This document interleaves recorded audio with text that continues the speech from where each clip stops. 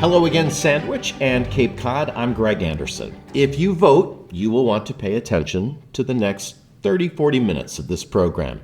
You have a vote to cast in the fall primary and in the general election, president, senate, state representative, if you live in the 5th District here on Cape Cod.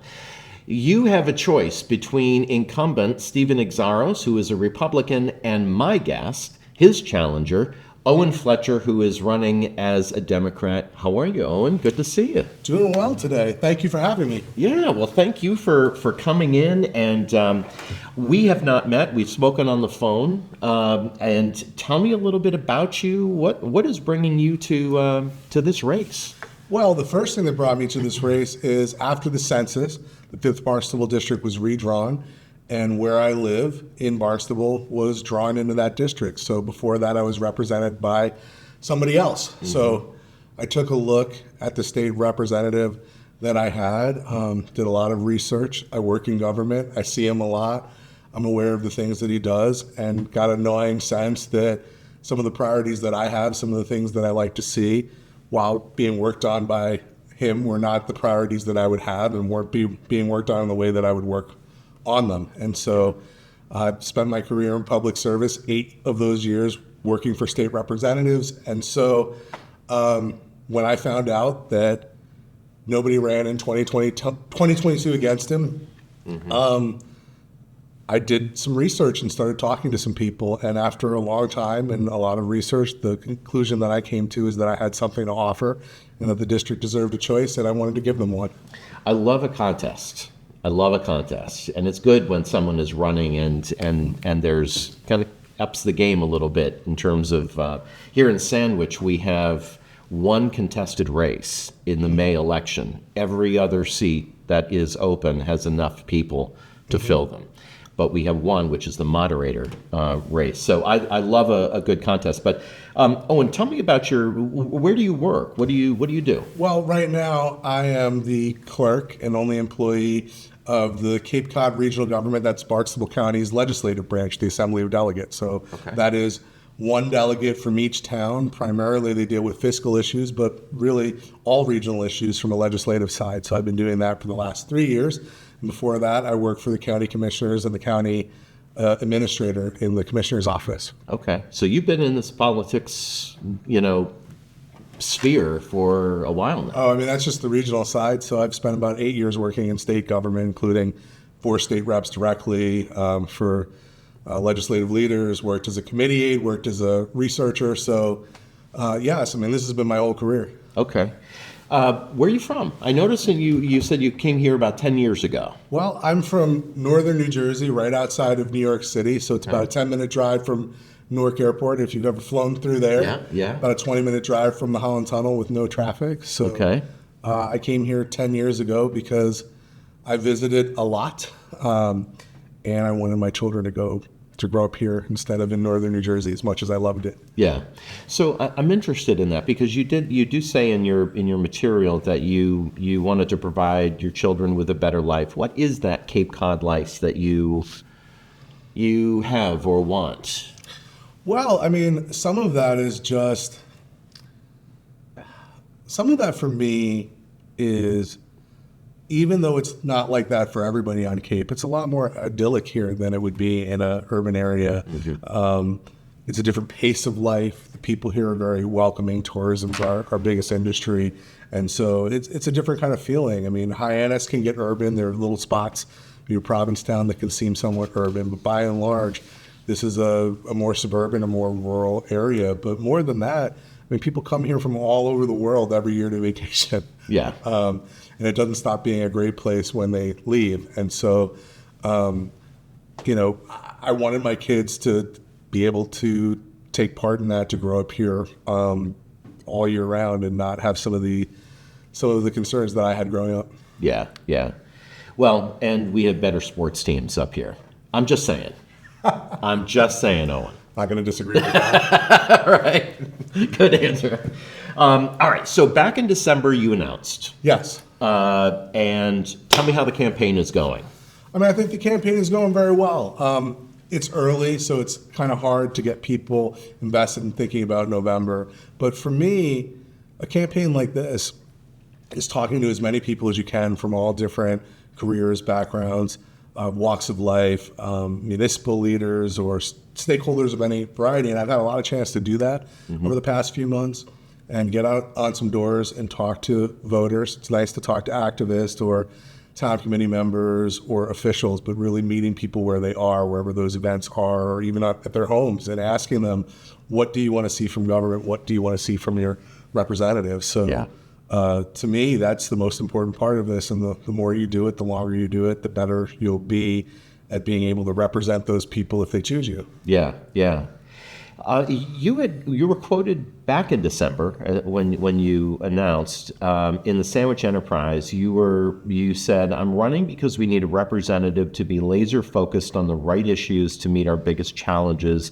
A representative who will listen to all perspectives and bring the views held by the majority residents to the legislature." Two questions. Yes. Is the incumbent failing to be as laser focused? And how will you solicit views from the majority?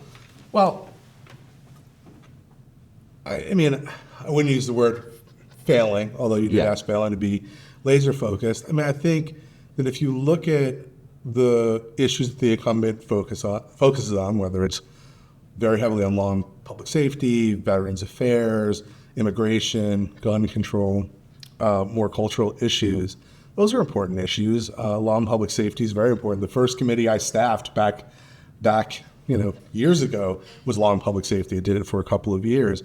But I do think that though law and public safety is the most important thing, it can't be the only thing. And so when I look at the Cape, I see the most important issues as being really the affordability of living here all year round, which includes things like housing, like the ability to have infrastructure for transportation that's not aging, that's modern, and it includes water quality.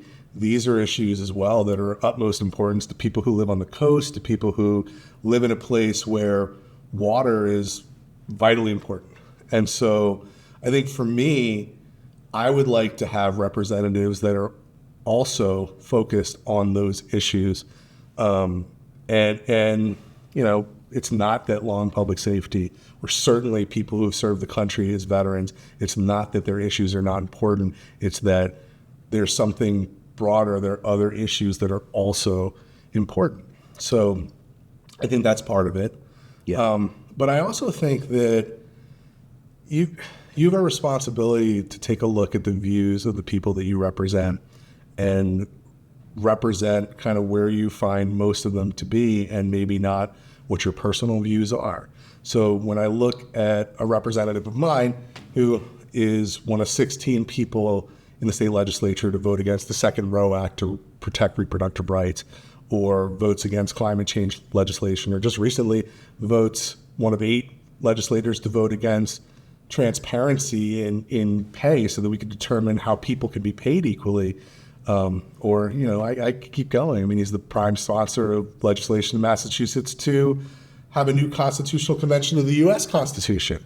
Now, these are all important issues. I don't want to say they're not important, but I think for me, I'd like a representative who's focused on making sure that my life on the Cape is more affordable to the extent that they can, that my property taxes are as low as they can be. It costs a lot to live here. I want someone who's focused on those kind of bread and butter issues. How will you learn what, as you were saying, the majority residents, what is the approach if you were to win? What is your approach to being able to solicit input, learn from constituents? What does that look like? Well, I don't know that it looks much different than the rep that we have. You have to be a lot of places in a lot of different circumstances and talk to people. But when you're talking to them, you're asking them, hey, are there government programs that can help you? Is there money that can help you? Is there something I can do legislatively? Can I put you in touch with people in state departments?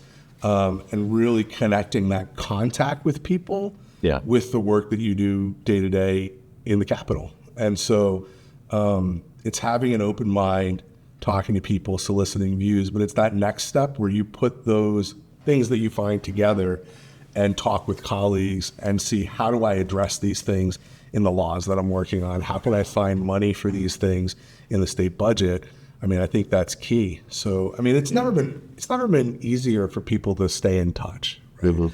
But I think that if you only deal with social media, or, who happens to call you, who happens to email you, who happens to show up at a town council or select board meeting, or a town meeting, you might be missing something. So it's putting yourself out there, but then that next step of taking what you're hearing and working on it and seeing what resources can be brought to bear. I think that's the crucial step.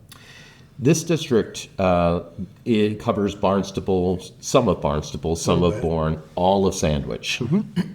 What have you done? What are you doing to win over Sandwich? Because you got to get everybody.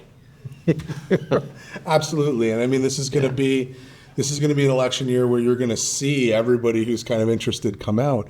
I mean, what I've done is talking to the people in Sandwich that I come into contact with in Barnstable. There are a ton of people who, maybe it's parents from the schools that my kids go to,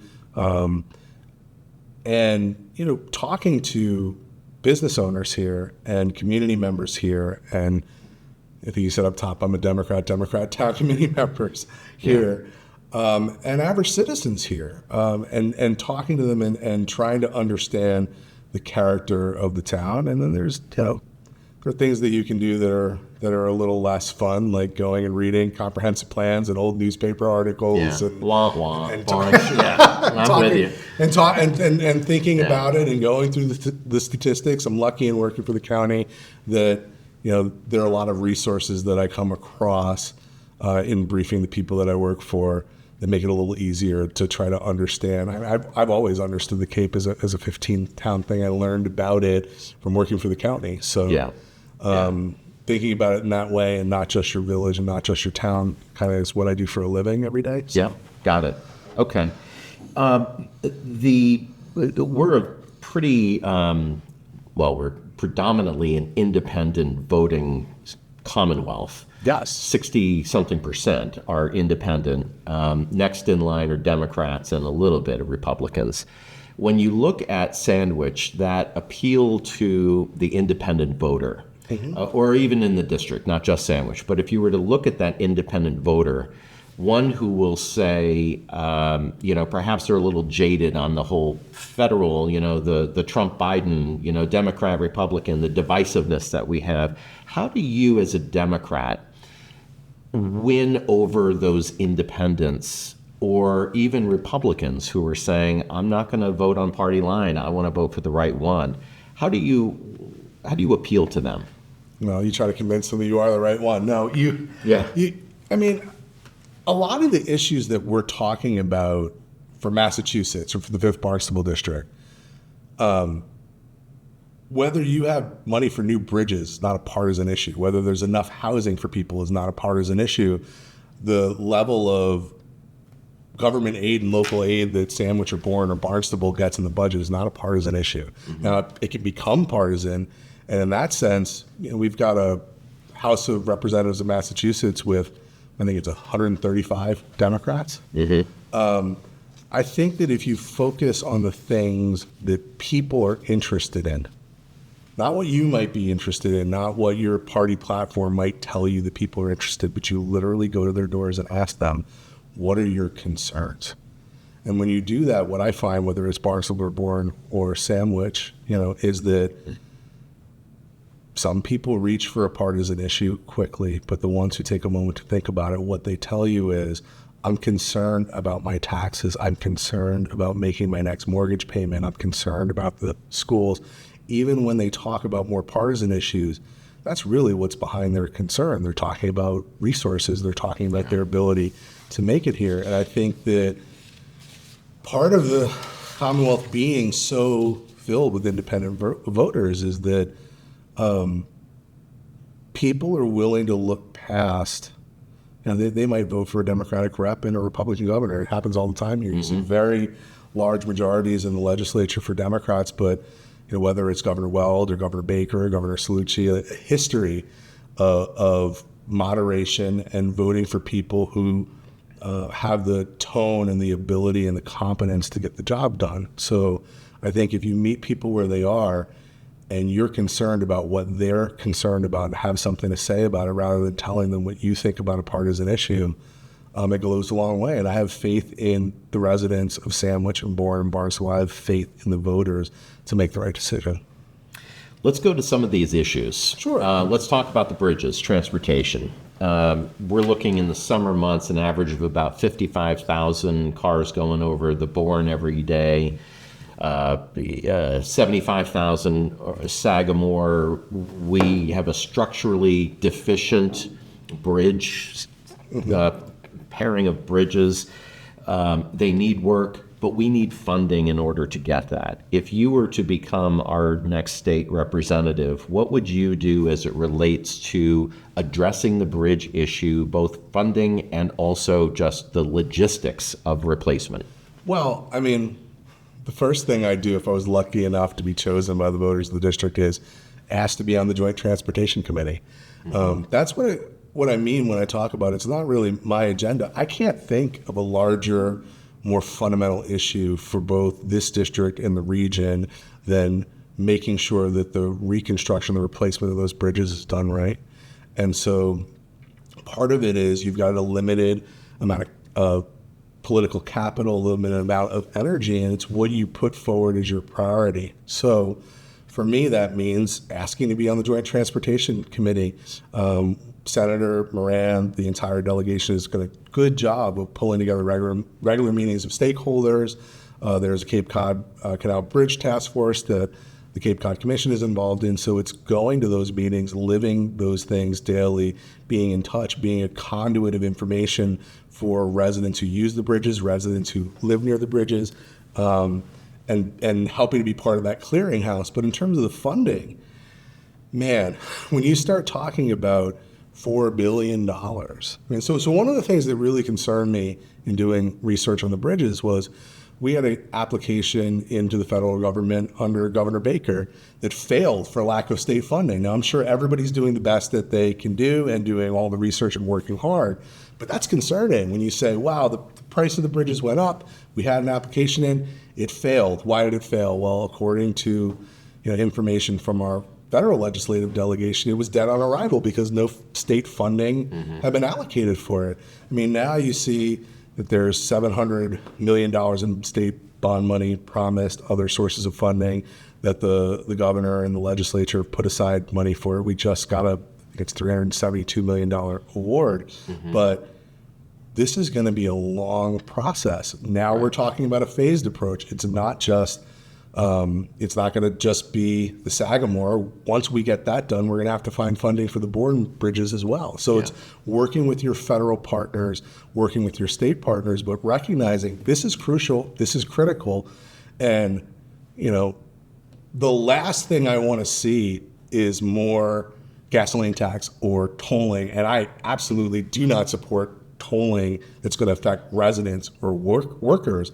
But I've heard on multiple occasions people just say, we'll just rule it out. And I'm like, well, I hope that's a negotiating tactic because this is crucial, this is critical, and I don't want any more costs on anybody that don't have to be there, but we've got to get serious about finding this money, whether it's state money, whatever we have to do to make sure that the people who are using the bridge pay the burden, who are not residents, who are not workers, who in a way that will not affect our tourism industry. Everything has to be on the table because it's that serious. And so it's a daily focus every day on how is this affecting people? Do you have a direct line to the stakeholders involved, whether they're federal officials or state officials, and how do we work to do this and not let it fail, no matter what the cost happens to be? So November 5th is a ways away, but we do have the run-up to that. Yes. Are you involved in these meetings, or do you have contacts on the federal level or on the state level? What's your sphere of influence, if you will? If you were to become state rep, are you coming in with contacts and resources that could help us to get that funding?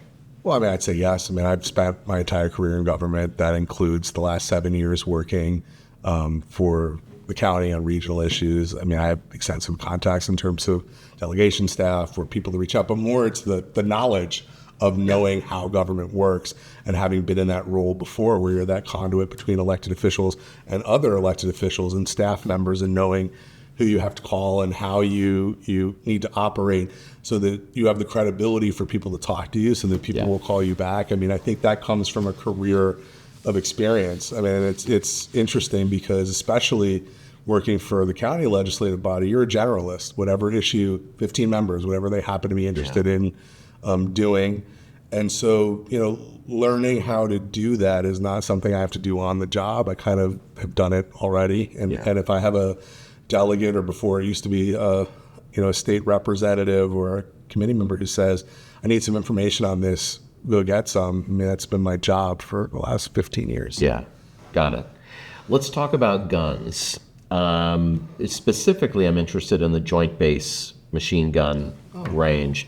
In late March, the Barnstable County Board of Regional Commissioners reaffirmed its opposition to the proposed gun range and sent a message basically there to the EPA, basically saying that this is it could be an environmental issue, impact our waterways. What's your take on the gun range, and what do you want to see happen? Well, I mean, there has to be some sensitivity to the idea that Joint Base has been a part of this community for decades, and that it is vitally important economically to the region.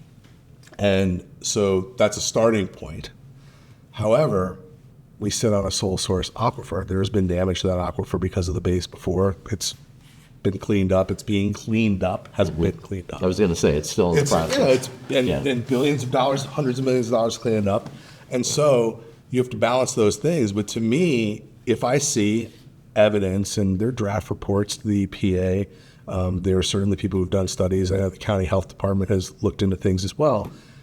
If you see that the water quality is going to be damaged, not just for this region, meaning the 5th Barnstable District or the base, but because of the aquifers, it travels. I don't think you can conscience that, right? And so while I'm sensitive to the security concerns and the ability to train our National Guard, I think it's a non-starter to have more contamination at that base at all because of what it does to the water. So while I'm sensitive to the other issues, I don't think we can conscience that. We know how much energy and time it took to clean up the previous contamination. I mean, I haven't really, maybe I'm missing something. I haven't really heard the current state rep talk too much about that. But for me, I think it's a vital issue. I mean, it's really fundamental. When you talk about clean water and you're talking about the 5th Barnstable District, you're talking about that base. And so I'm sensitive to these things, but with the sole source aquifer and some of the contamination that could come from that range, I don't know how, as a resident, as a legislative official, elected official, that you can support it. Yeah, got it. Okay. Guns, general. I mean, More guns. More guns. Guns everywhere. When we're looking at gun laws, the incumbent has been saying that it's not the gun laws, we need to better enforce what exists today. When we see shootings in schools, when we see gun violence in Hyannis, and we see it here on everywhere, we all come at the gun issue from different perspectives. But if you're in the legislature, what is the Owen Fletcher mindset towards guns, gun control?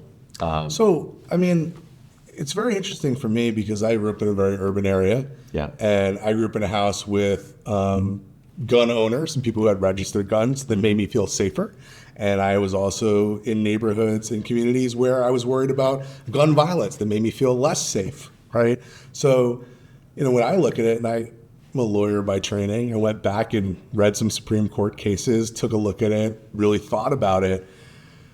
I mean, I think that while you have to respect people's rights to own weapons, it's pretty clear that as the technology grows, you look at ghost guns as an example, that the laws have to keep up. I know that we have some of the most restrictive laws in the country, but I also know that there are a lot of legislators working on this issue that feel like we need more, or we need to update them, or we need to do more things to help people feel safe. So, I mean, you kind of mentioned, what's the Owen Fletcher way of looking at it? So you look at the history You read about it, you talk to people, and I have, who are on either side of the issue. You try to process their arguments. You try to make the best case that you can. But, I mean, take, for instance, the gun issue. There's a House bill that's already been passed. There's a Senate bill that's also been passed. They're different. So the House and the Senate are negotiating that. Yeah. Well, one of the things I noticed about the Senate bill, if I'm correct about it, is there's some ability for communities to opt out of some of the restrictions, right? Or you have, the big tell to me is the Massachusetts Chiefs Association opposes the House bill, supports the Senate bill.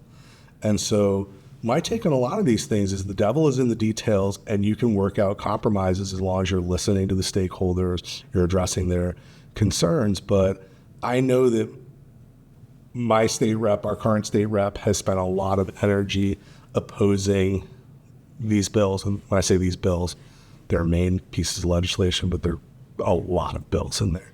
Mm-hmm. And so I know that he's opposed to them. But I got to think that this many people are working on the issue because there are things that need to be updated. And legislation is never perfect. But I'm looking at some of the stakeholders, and when I see the compromises being made, when I see the negotiations happening, and I see that people from all sides think that something needs to be done. I mean, even people who oppose the bills will say, we need to work on ghost guns, or we need to work on, we need to work on the issue. I know that there is legislation needed. What form it takes, or whether it's going to be perfect, is something else. So, I mean, I think you start from a place with guns where you say, it's funny because I've had some personal kind of growth on thinking about this issue. You start with saying, I'm taking away someone's right to do something. I'm restricting someone's right to do something. Can I justify that restriction? Do we benefit enough in safety for children, for other people, to justify limiting someone's freedom? Because if it's unconstitutional, it's unconstitutional. Right. We'll hear about that. Yeah. But if you're restricting someone's rights or putting a restriction, you've got to say, is this worth it? Collectively, for all of our safety, that people can't do exactly what they want. What's your thought on banning the law-abiding citizens who can carry, banning their ability to carry in certain areas, like libraries, like playgrounds? Do you have a position or a thought on that? I have a thought, which is you can go back and trace the history, trace the jurisprudence. I mean, having the right to bear arms, even in the Anglo-American tradition, has never been a right to bear any arm any place that you want. I think what the argument on the other side is, well, criminals aren't going to respect that. There's still going to be guns. You're just, you're causing me a problem. As a lawful gun owner, people will go places where they feel like now it's a safe zone. I can commit a crime there. Look, I think there are certain places, whether it's a playground, or it's a school, or it's a polling place, or it's a government building, where I think my inclination is I want law enforcement officials or security to be the people carrying those weapons, not just everybody. I mean, we can all watch and see whether it's school events or sports events or wherever it is, what guns can do and ready access to guns can do. I mean, you're not asking the easy one, you're asking the hard one. Someone's going to tell you, hey, I'm a law-abiding citizen. I don't have a problem. I wasn't red flagged. I've done the training. I have the gun. Why should I have to take my gun off?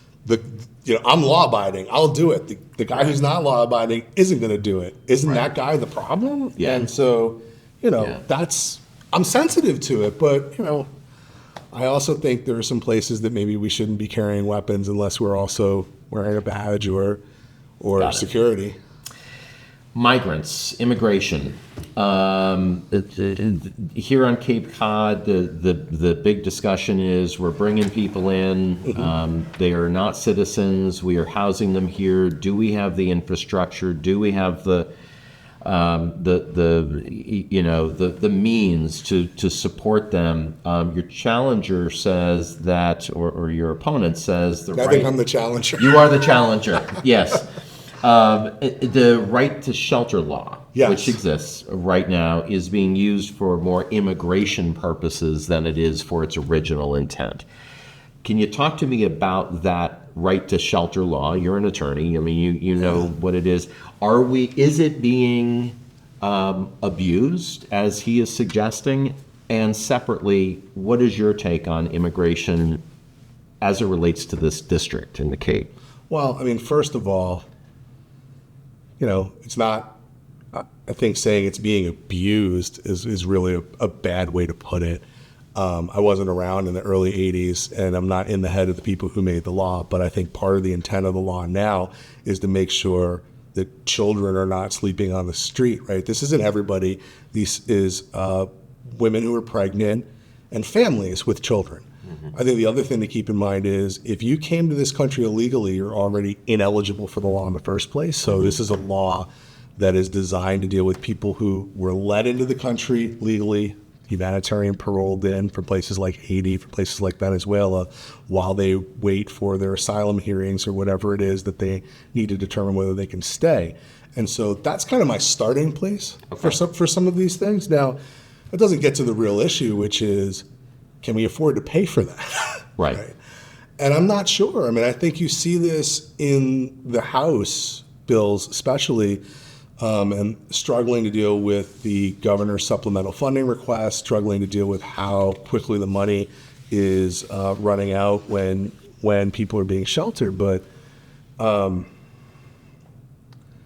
have a real problem with saying that children should have to sleep on the street whose parents brought them here to escape the things that they're escaping when people, right or wrong, let them in at the border, and they're waiting for a hearing. Now, our system's kind of broken. I've got some opinions about why that is, and you saw there was a bipartisan bill that was negotiated by pretty conservative people that failed, in part because our former president said, I would like this as an issue. I would like to keep having it as an issue. So part of it's federal. But in terms of the state, I think that's the starting point. And I think we're all very welcoming people.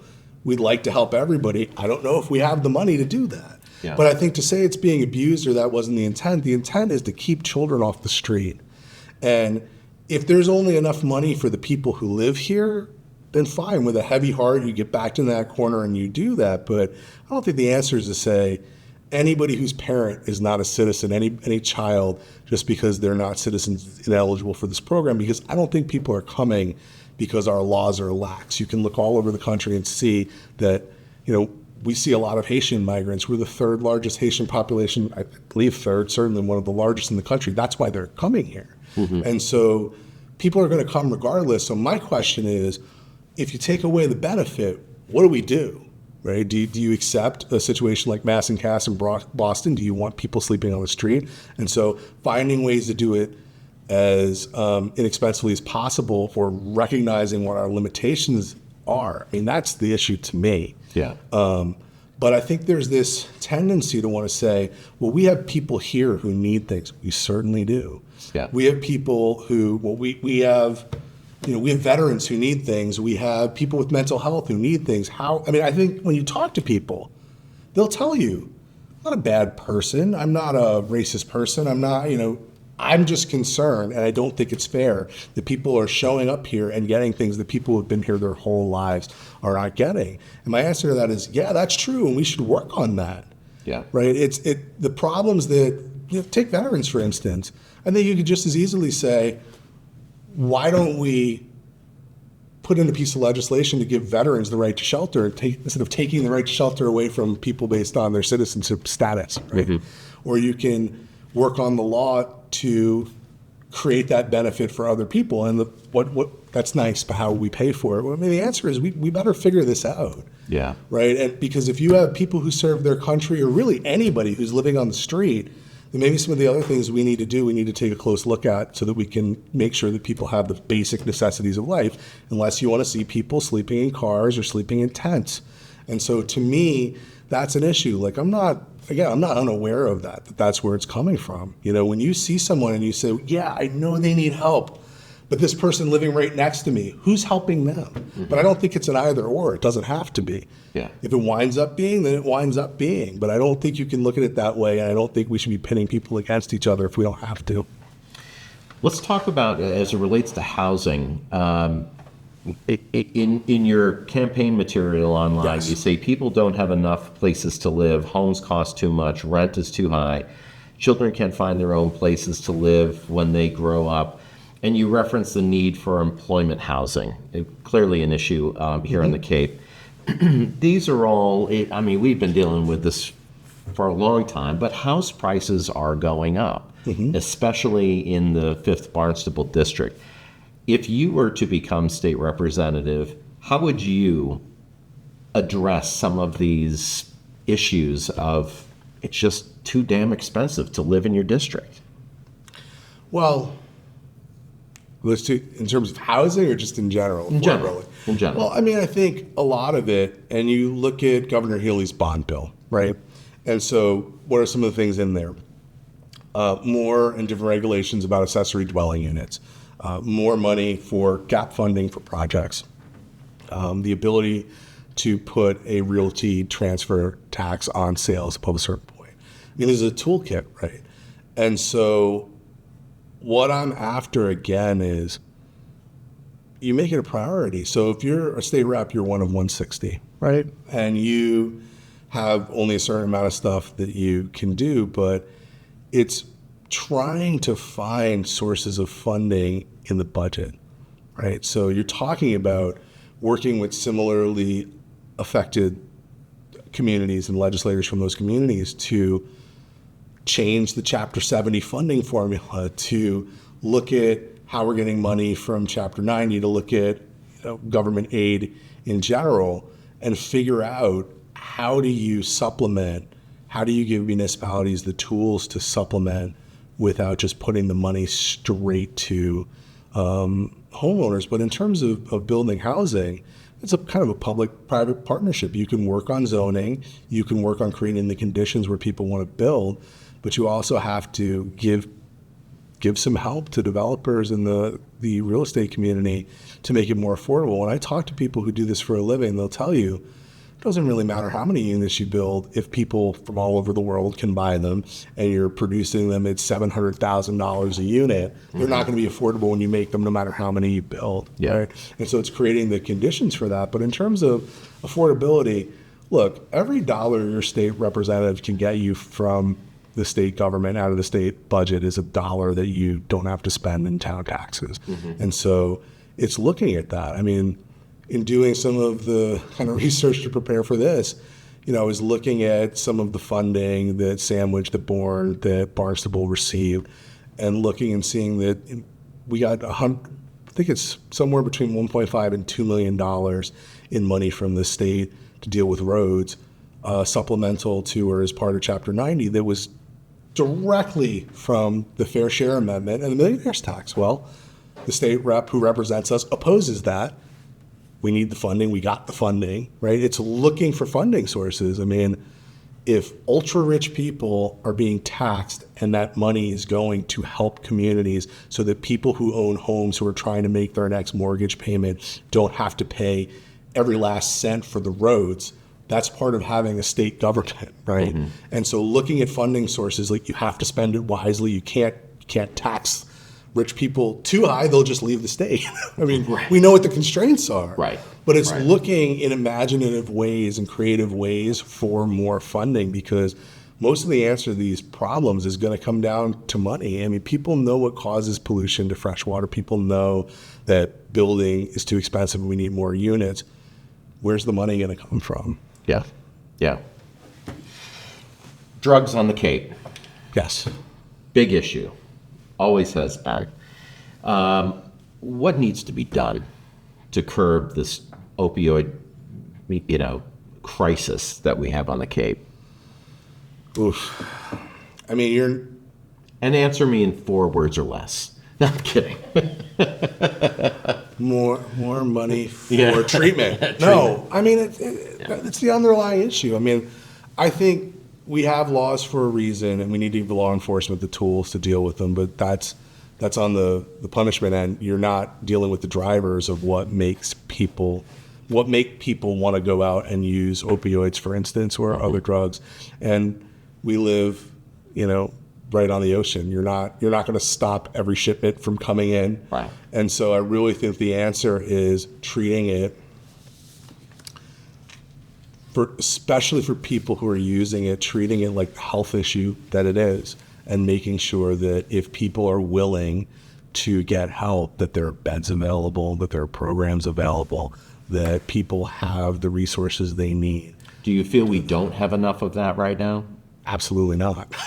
Absolutely not. I mean, if you talk to people, I'm a parent. Luckily, I haven't had that issue with my children. Mm-hmm. But if you talk to parents and ask them, someone who had a problem, how do I get a treatment bed for my son or daughter? How easy is it to do that?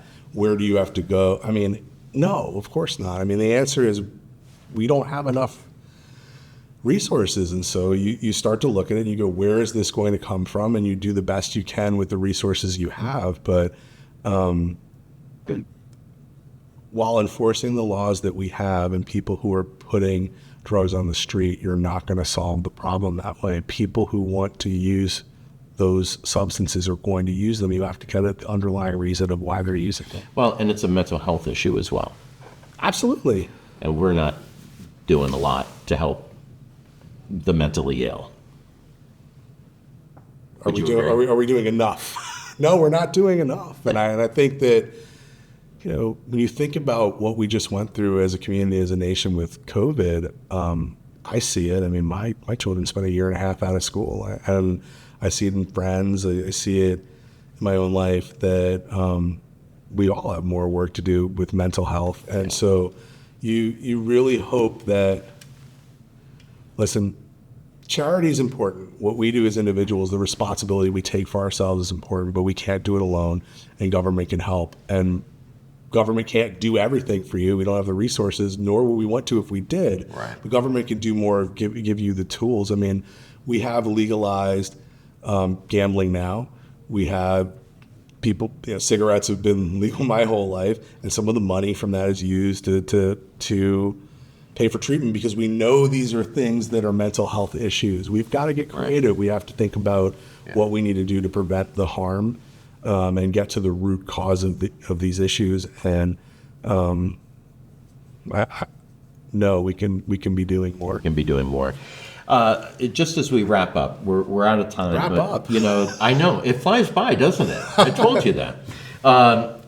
So there is a long line of Republican state representatives. We have in Sandwich. Yes, but we got Stephen Exaros. Yes. Before that, we had Randy Hunt, Jeff Perry before. A Democrat has not represented Sandwich since Ruth Provost back in 2000. So my question to you is, how are you going to break that?